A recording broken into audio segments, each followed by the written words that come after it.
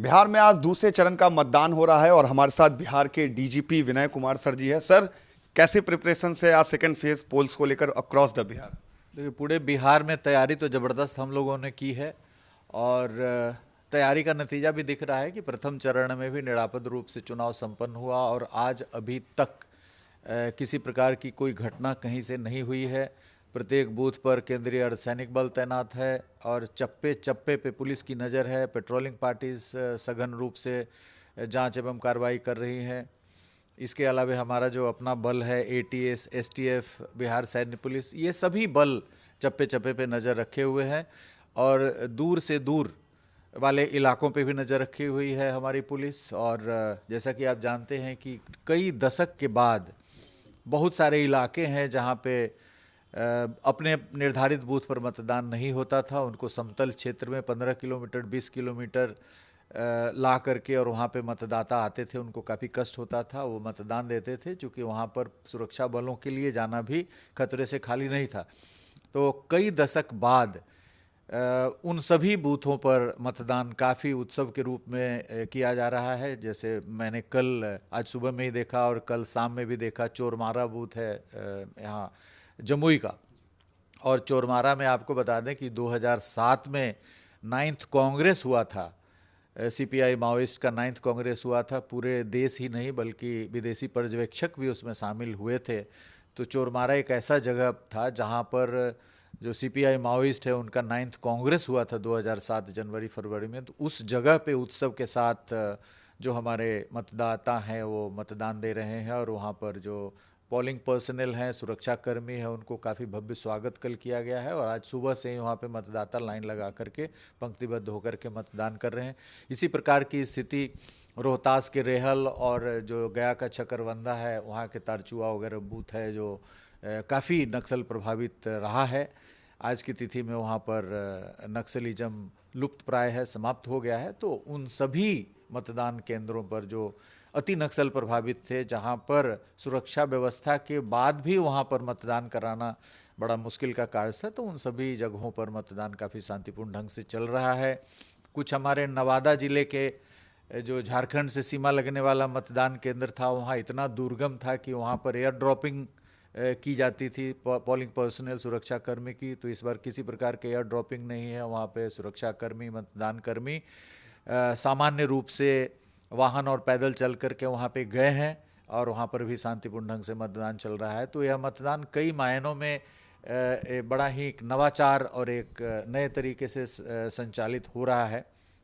और हमारी पुलिस जो है वो लगातार बगैर आराम किए रात्रि के दौरान भी पूरा लगातार इन्होंने चेकिंग किया है और आज दिन के दौरान भी लगातार चेकिंग किया है। तो बगैर आराम किए, बगैर किसी प्रकार का ब्रेक लिए पुलिस लगातार शांतिपूर्ण मतदान कराने के लिए लगी हुई है। सर, कल दिल्ली में एक बड़ा ब्लास्ट हुआ, उसको लेकर बिहार में किस तरीके से अलर्ट है? बिहार पुलिस किस तरीके से एक्शन मोड पर है बॉर्डर्स एरिया में अक्रॉस द बिहार?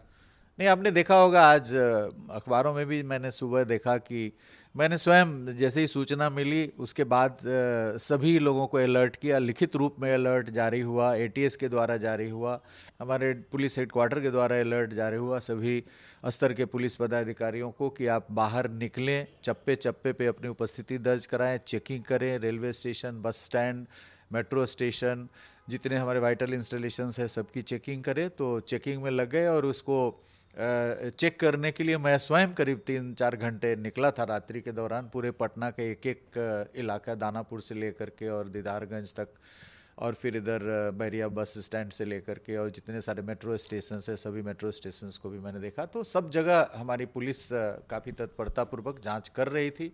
चौकसी बढ़ती जा रही है और आगे आने वाले दिनों में भी बढ़ती जाएगी क्योंकि एक बड़ी ही दुखद घटना हो गई है दिल्ली में, जिसमें कई लोगों की जानें गई हैं और कई लोग घायल हैं।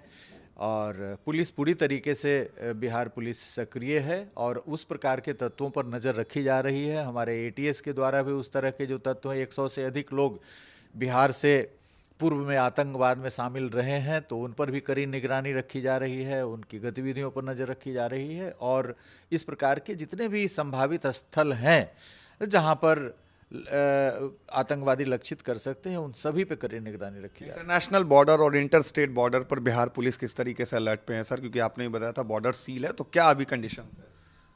बॉर्डर का एक एक बिंदु, जैसे आप जानते हैं कि नेपाल बॉर्डर जो हमारा अंतर्राष्ट्रीय सीमा है, वहाँ पर एसएसबी बॉर्डर गार्डिंग फोर्स के तौर पे है, और एसएसबी के काफ़ी सारे पोस्ट हैं। पूरा जो 730 किलोमीटर हमारा बॉर्डर है नेपाल के साथ, तो 730 किलोमीटर पर एसएसबी की ज़बरदस्त उपस्थिति है, अन्यथा भी रहती है वहाँ पे। चुनाव के दौरान और वो सशक्त ढंग से वहाँ पे बॉर्डर पेट्रोलिंग कर रहे हैं, और उनके साथ ज्वाइंट पेट्रोलिंग में हमारे जिला के भी पुलिस फोर्स हैं और नेपाल के भी जो एपीएफ हैं, तो नेपाल एपीएफ के साथ हम लोग ज्वाइंट पेट्रोलिंग बॉर्डर पे कर रहे हैं, ताकि दोनों ही तरफ से, नेपाल से या इंडिया से, अपराध कर्मियों, आतंकवादियों और किसी भी प्रकार के अवैध पदार्थ का आवागमन न हो, इसके लिए पूरा सघन पेट्रोलिंग की जा रही है। और जो प्रवेश मार्ग है वहाँ पर उसको सील कर दिया गया है 72 घंटे पहले। चुनाव आयोग का निर्देश है कि जो अंतर्राष्ट्रीय सीमा है उसको 72 घंटे पहले, और जो अंतर्राज्यीय सीमा इंटरस्टेट बॉर्डर है उसको 48 घंटे पहले सील कर देना है। सभी सीलिंग की कार्रवाई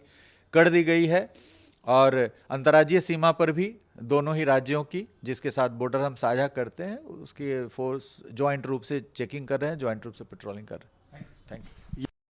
बॉर्डर्स बंद है और बिहार में एटीएस भी एक्टिव है। एनडीटीवी के लिए पटना से रमन राय।